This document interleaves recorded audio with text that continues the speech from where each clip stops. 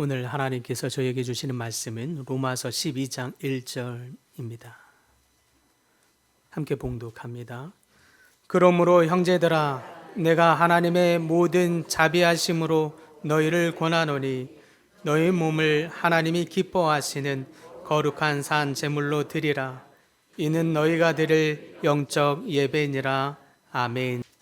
오늘 말씀은 2026년 새해에 주시는, 우리 교회에 주시는 하나님의 말씀을 나누고자 합니다. 오늘 로마서 12장 1절의 말씀인데요. 예배자, 또 예배의 삶에 대해서 이야기하고 있습니다.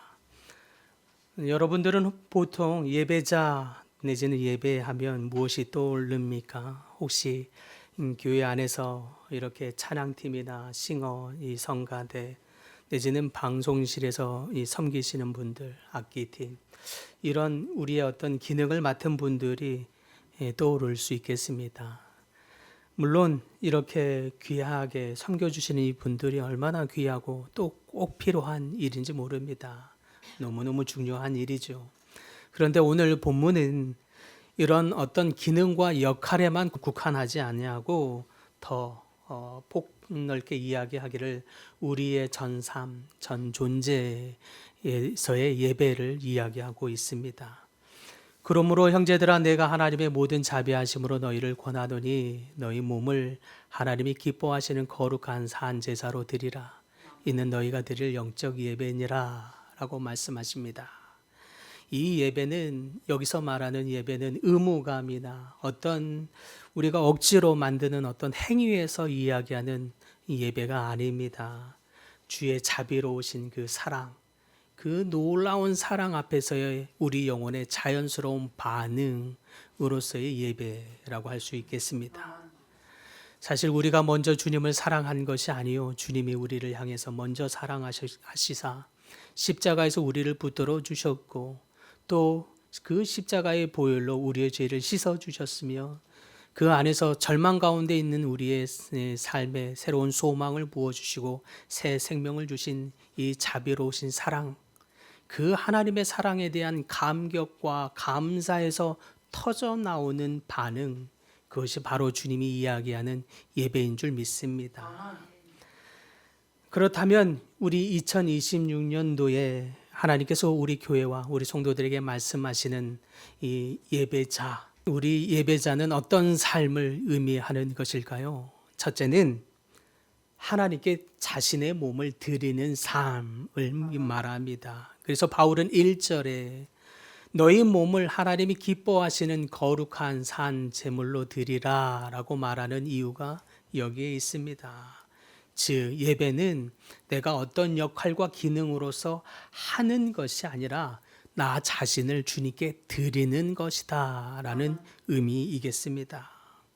찬송을 부르고 말씀을 들으며 내지는 어떤 순서와 역할을 맡아서 하는 것이 아닌 나 자신을 주님께 드리는 예배가 하나님이 이야기하는 예배인 줄 믿습니다.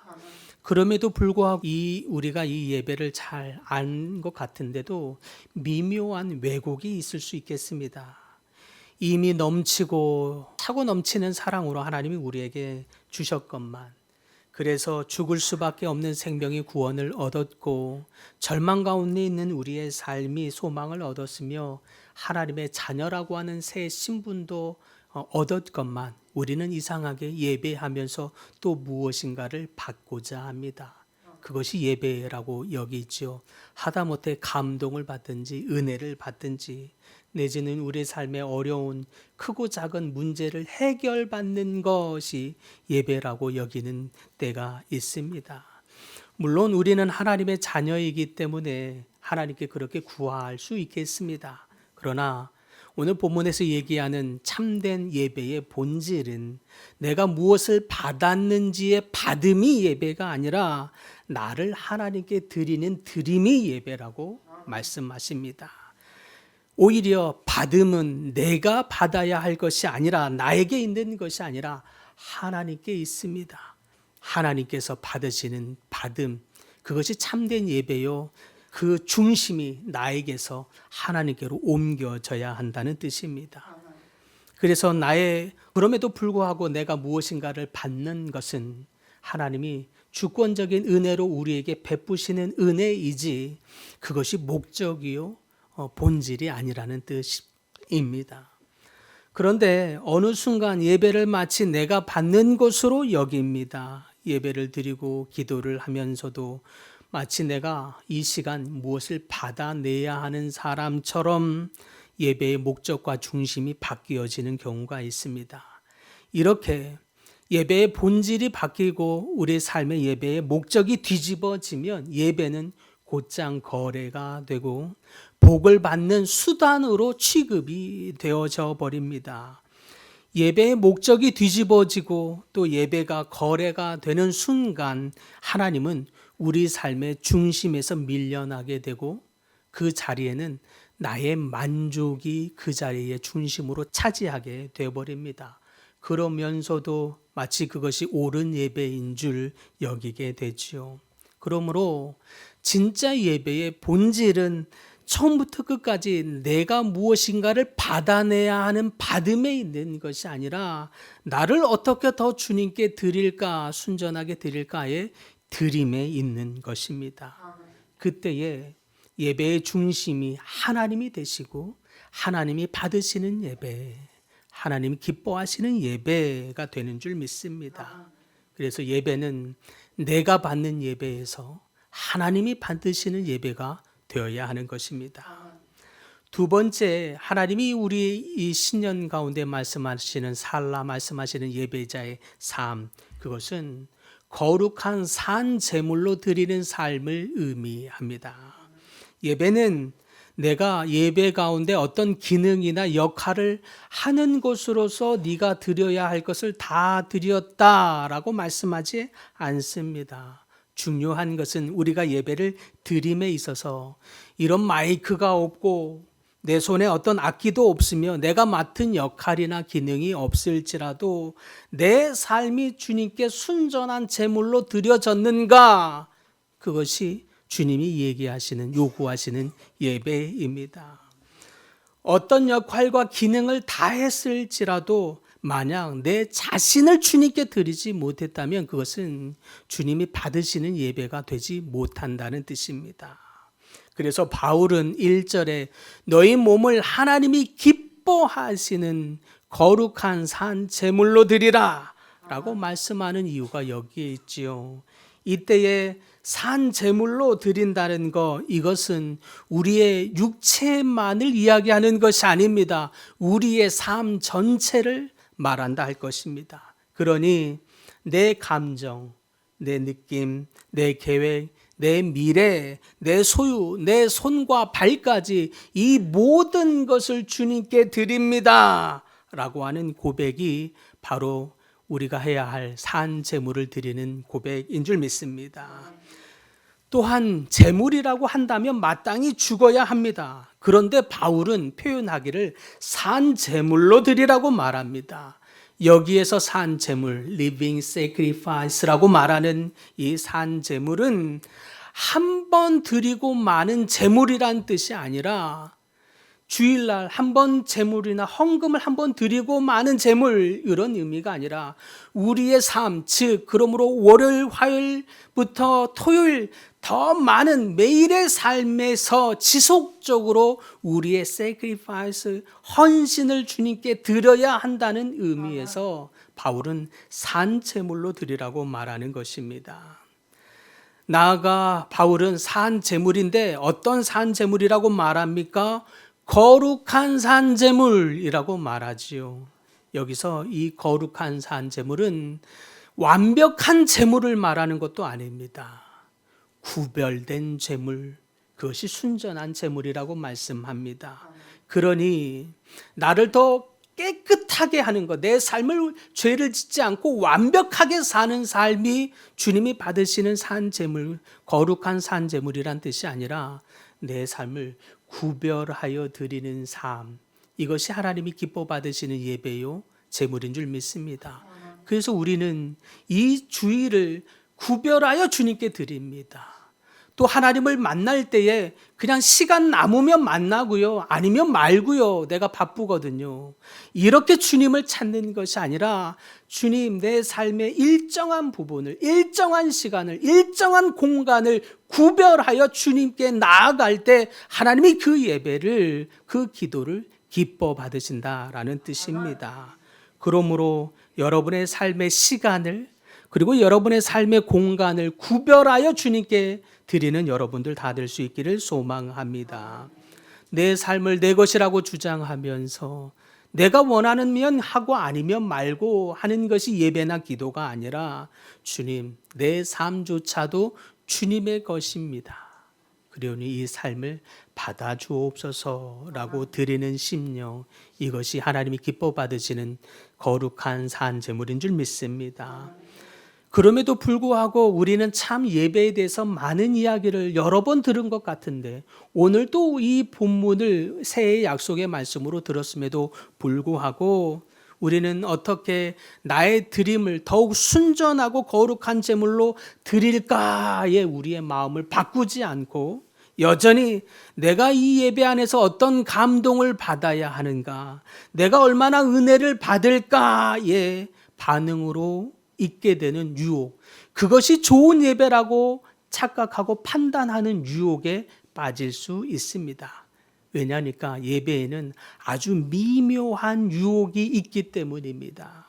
그 유혹이 또한 무엇이냐? 중심성을 바꾸려는 유혹입니다. 즉 삶의 예배의 중심이 내가 되려는 유혹이라는 뜻입니다. 요한복음 15장 7절에서 9절에는 말하기를요, 하나님의 자녀로서 무엇이든지 구하라고 말씀합니다. 그런데 그 앞에 전제가 있어요. 그 전제가 무엇입니까? 너희가 내 안에 거하고 내 말이 너희 안에 거하면, 그러면 너희가 구하는 모든 것을 내가 반드시 이루리라 라고 말씀합니다. 즉 하나님께 응답받는 기도의 비결, 하나님께 받으시는 예배를 드릴 수 있는 비결이 있는데, 그 중심성이 주님이 내 안에 거하고 내가 주님 안에 거하는 거, 주님이 중심성이 될 때, 내 삶의 중심성이 될 때 그 예배가 하나님이 받으시는 예배가 되고 그 기도가 하나님이 응답받는 기도가 된다는 뜻입니다. 그럼에도 불구하고 우리에게 유혹이 있으니 늘 내가 중심이 되어서 내가 무엇인가 은혜를 받고 감동을 받아야 하고 내가 응답을 받아야 하는 것에 포커스를 맞추게 되므로 중심성이 바뀌어지는 유혹이 우리 속에 있다는 것입니다. 대표적으로요, 치유 집회, 여러분 혹시 한두 번 가보셨는지는 모르겠습니다. 또 우리나라의 전통처럼 유행처럼 있는 수능 기간만 되면 입시 기도회 이런 것들이 있습니다. 물론 하나님의 자녀로서 기도하고 간절함으로 예배할 수 있겠습니다. 그런데 거기에 위험성이 있는 것은 마치 내가 무엇인가를 받아야 되는 거예요. 치유를 얻어야 되는 거예요. 내가 대학에 입학에 들어가야 응답인 거예요. 그 순간 내가 중심이 되어버리는 거예요. 마치 내 목적을 위해서 하나님을 수단으로 끌어들여 버리는, 그렇게 하나님을 나의 목적을 위한 수단으로 전락시켜 버리는 중심성이 변질돼 버리는 위험성이 있다라고 하는 사실입니다. 그러므로 그 순간 내 삶의 응답으로 인하여 내 삶의 만족이 예배의 중심이 되는 위험에 빠지게 된다라고 하는 것입니다. 사단은요, 끊임없이 이와 같이 예배의 본질을 변질시키고 예배의 중심성을 바꾸고 예배의 목적을 뒤집어 버림으로 인해서 우리가 드리는 예배가 하나님께 받을 만한 예배가 되지 못하도록 해버립니다. 우리가 기도는 열심히 하는데 그 기도가 응답받을 수 없는 기도로 변질시켜 버리는 거예요. 그런데 그러다 보니까 기도하는 거에 비해서 예배는 열심히 드리는데 중심성이 바뀌어진 것을 우리가 인식하지 못함으로 인해서 이 사단의 미묘한 계계에 빠져서 인식하지 못함으로 인해서 예배는 드리는데 하나님이 받지 않는 가인과 같은 예배가 된다는 거예요. 하나님이 모든 예배를 다 받지 않으셨음을 우리는 기억해야 합니다. 그러므로 우리의 삶이 하나님께 더욱 순전함으로 하나님이 받으시는 예배, 하나님이 받으시는 기도를 드리는 여러분들 다 되기를 소망합니다.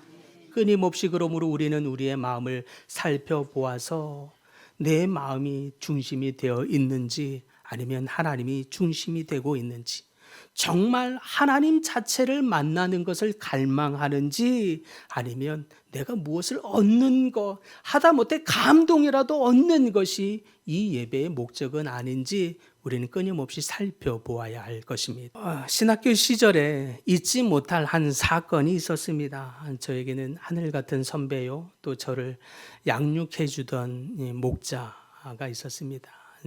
지금은 30년째 선교사로 있는데요. 그분은 신학교 시절에 찬양 인도를 정말 탁월하게 하던 사람이었습니다. 지금 생각해 보면 그때 나이가 26, 27밖에 되지 않았는데 그때 저에게는 얼마나 하늘같이 느껴졌던지요. 이제 그 해에도 새로운 학기가 돼서 전교생이 함께 신앙 수련회를 하게 되었습니다. 그때도 그 청년 목자가 찬양 인도를 했습니다. 말 그대로 예배가 너무너무 좋았습니다. 정말 탁월한 은사가 있구나 싶었습니다.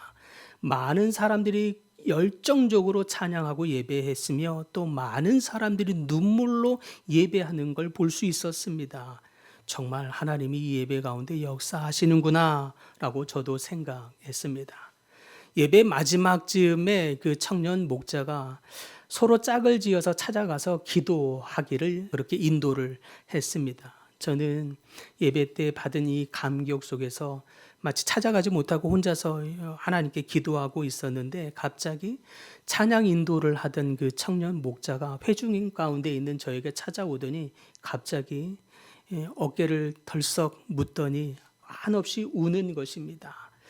당황스러울 정도로 깊이 울고 있어서 제가 어찌 반응해야 할지 몰랐습니다. 당황하고 겨우 마음을 잡고 격려의 말을 했습니다. 진심을 담아서 형님 오늘 예배가 정말 좋았어요. 그것이 사실이기도 했습니다. 그때 그 청년 목자가 울면서 저에게 이런 말을 했습니다. 나는 오늘 예배를 제대로 못 드렸어. 사람들의 반응을 보느라고.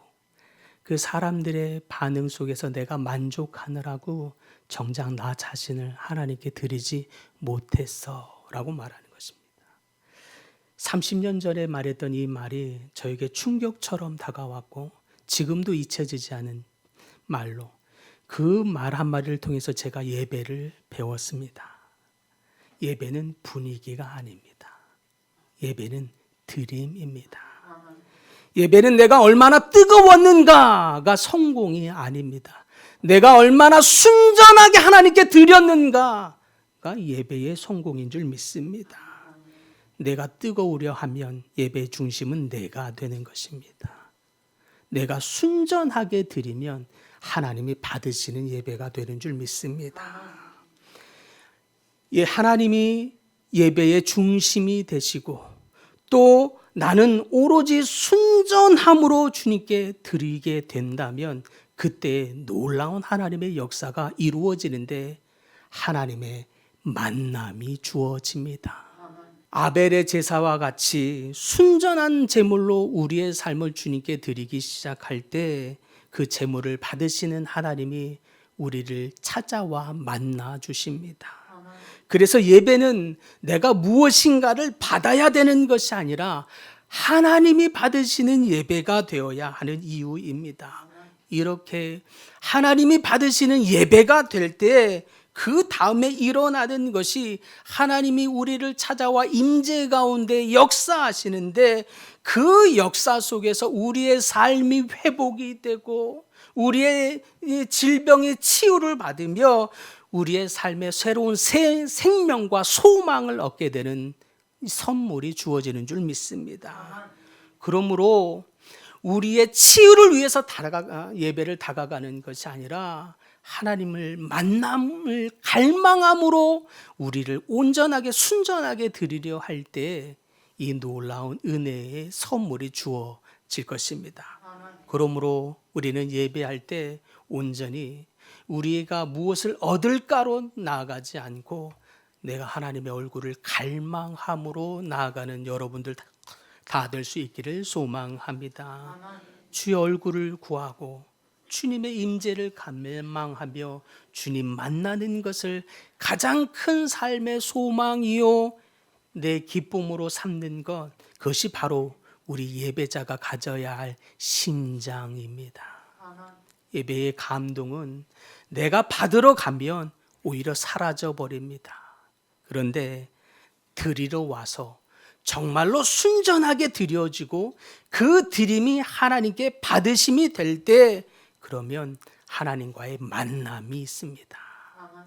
그 만남 속에 기쁨이 있고 그 만남 속에 치유와 회복이 있으며 그 만남 속에 성령의 충만함이 있게 되는 줄 믿습니다. 어쩌면 우리도 그 청년 목자와 같은 실수를 하게 될 때가 있습니다. 예배 자리에서조차 때로는 우리는 쉽게 사람들의 반응을 살피게 되기도 하고, 그러다 보니 설교자인 저로서도 어떻게 하면 주님의 음성, 어떻게 하면 그 신학적인 것을 잘 전달할까가 아니라 어떻게 하면 하나님의 음성을 전달할까에 있지 않고 어떻게 하면 회중들의 반응이 좋은 말씀을 전할까, 웃길까, 간증을 시게 할까, 여러 가지 방법으로 회중을 이끌려고 하는 이 시험이 있습니다. 주님의 마음을 전달하는 데에 포커스가 아니라 회중을 반응을 기대하는 거죠. 찬양 인도를 하면서도 그럴 수 있겠습니다. 또 회중에 앉아서 예배를 하는 우리 성도들도 그럴 수 있겠습니다. 사람들의 시선이 보여지는 거죠. 하나님이 보여질 수 있기를 바랍니다. 사람들의 반응이 중요한 것이 아니라 하나님이 받으시는 예배가 되도록 나를 더욱 순전하게 드리는 여러분 다 될 수 있기를 소망합니다. 오늘 본문에 바울이 우리에게 도전한 것 같이 그러므로 너희 몸을 하나님이 기뻐하시는 거룩한 산제사로 드리라 라고 이 단호하게 말씀했던 것처럼 예배의 중심이 나의 받음에 있지 않고 하나님께 드림에 있음으로 말미암아 드려지는 우리의 예배의 방향이 이렇게 바꾸어질 수 있기를 바랍니다. 예배의 중심을 하나님이 되게 하십시다. 그래서 2026년 새해에는 예배의 자리에서 내 자랑, 내 만족, 내 욕심, 내 자 이런 것들은 제단 위에 올려드려서 번제와 같이 태워드리며 그리고 순전한 마음으로 주님께 드림으로 말미암아 주님 영광을 받으시옵소서. 이런 예배 드릴 수 있기를 바랍니다. 절대 예배를 기능해서 또 내지는 역할을 함으로써 만족하는 그런 예배가 아니라 나를 드려짐으로 말미암아 그 드려짐이 하나님께 받으시는 기뻐 받으시는 예배가 되게 그 이후에 주어지는 하나님과의 놀라운 만남 임재가 여러분의 삶의 새해 가운데 더 풍성하게 일어나게 되기를 간절히 축복합니다.